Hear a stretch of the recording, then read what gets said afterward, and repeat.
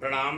भाग्योदय विचार प्रवाह श्रृंखला के 160वें चरण में आज रविवार 18 जून को आपका स्वागत, अभिनंदन। इस साप्ताहिक चर्चा में, चूंकि जून का महीना है, मैं आज विषय लेता हूं केदारनाथ जल त्रासदी का। उत्तराखंड में हमने 12 वर्षों तक सेवा की है और उत्तराखंड की देवभूमि को केंद्र बनाकर राष्ट्र सेवा के उस दौरान ही यह घटना घटी थी। बहुत भयावह दृश्य था। मैं अक्सर बोला करता हूं, विशेष रूप से उत्तराखंड के अपने उद्बोधनों में, कि जिस देवभूमि को याद करके प्रातःकाल ब्राह्म मुहूर्त की बेला में लोग अपना पूरा दिन ठीक कर लिया करते हैं, उनकी समस्याओं के निदान हो जाते हैं, उन्हें अनेक आध्यात्मिक मार्गदर्शन मिल जाया करते हैं, उस देवभूमि के लोगों को कैसा होना चाहिए, इस पर मैं अनेक बार उत्तराखंड के विभिन्न जिलों में बोला हूं। आज जब हमने रुद्रप्रयाग के निवासी एक भाई का लेख हमने पढ़ा अभी कुछ ही देर पहले, रुद्रप्रयाग के रहने वाले श्री चरण सिंह केदारखंडी।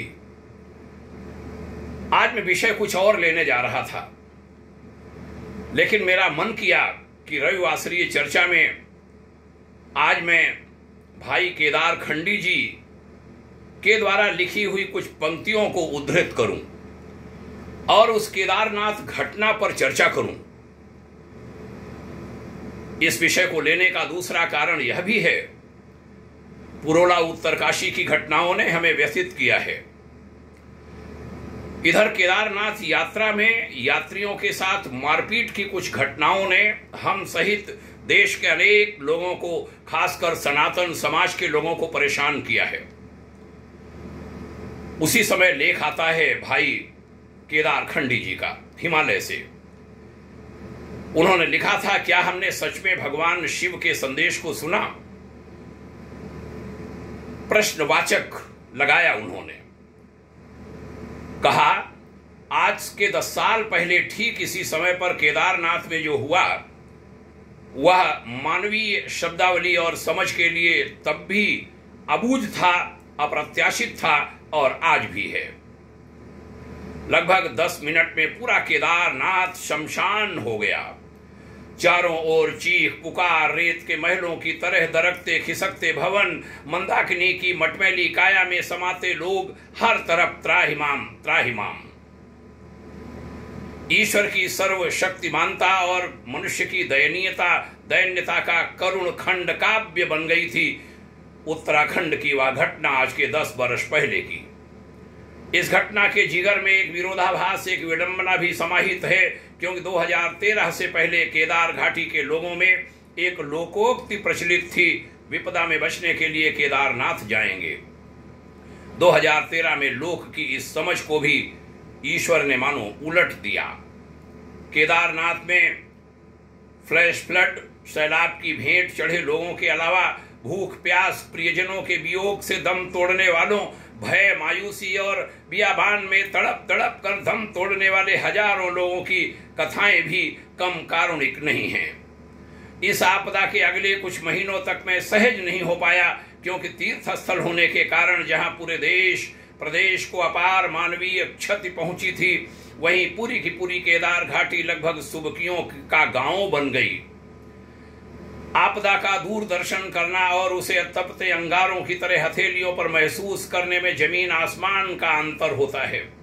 केदार घाटी के लगभग हर गांव से दहाई अंकों में लोग इस आपदा की भेंट चढ़े। लेखक कहते हैं, मेरे गांव से खुद 17 लोग मरे।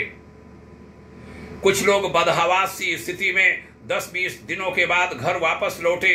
कुछ के परिजनों ने उनके लौटने की असंभव आस आज तक नहीं छोड़ी है, वे छोड़ेंगे भी नहीं, खास तौर पर हमारी माताएं।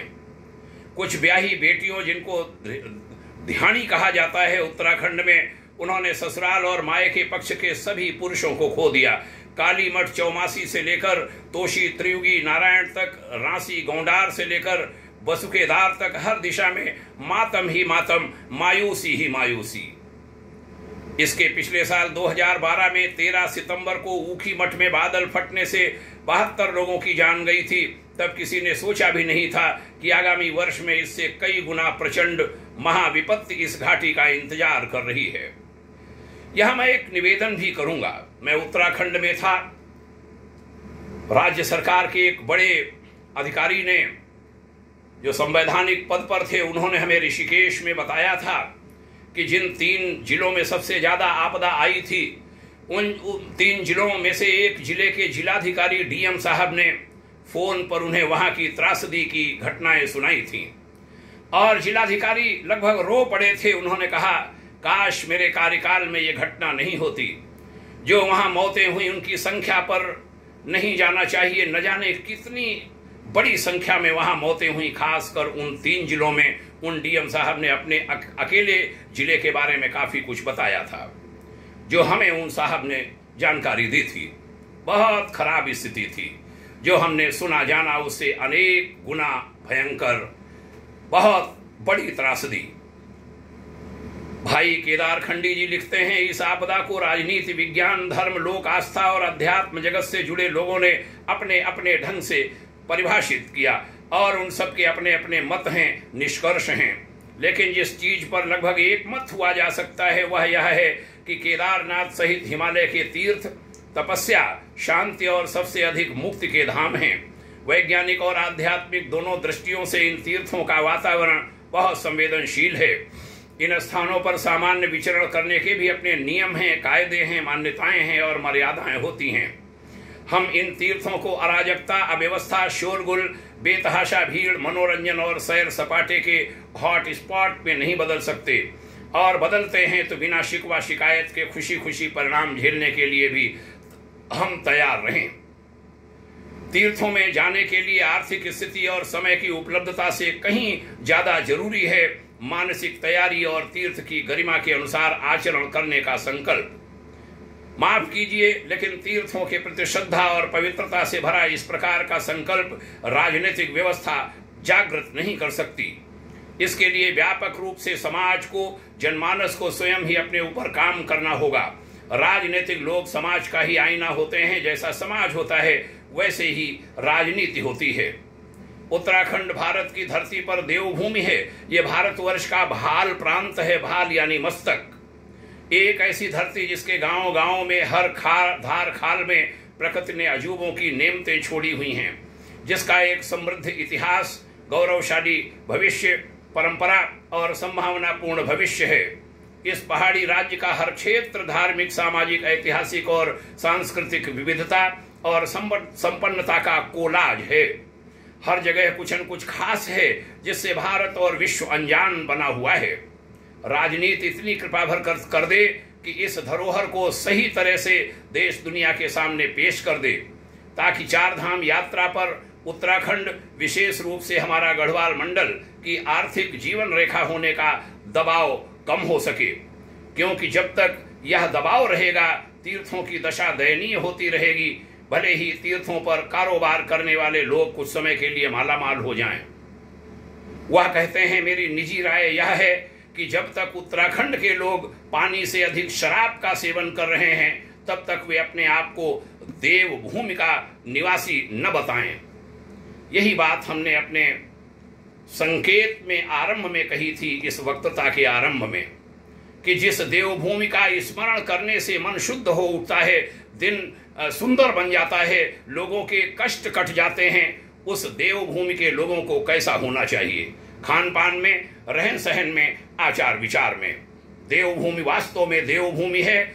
उसकी जो देवभूमिता है, उसकी जो दिव्यता है, वह बनी रहे, वह बढ़ती रहे, उसके लिए हम सबको काम करने की आवश्यकता है।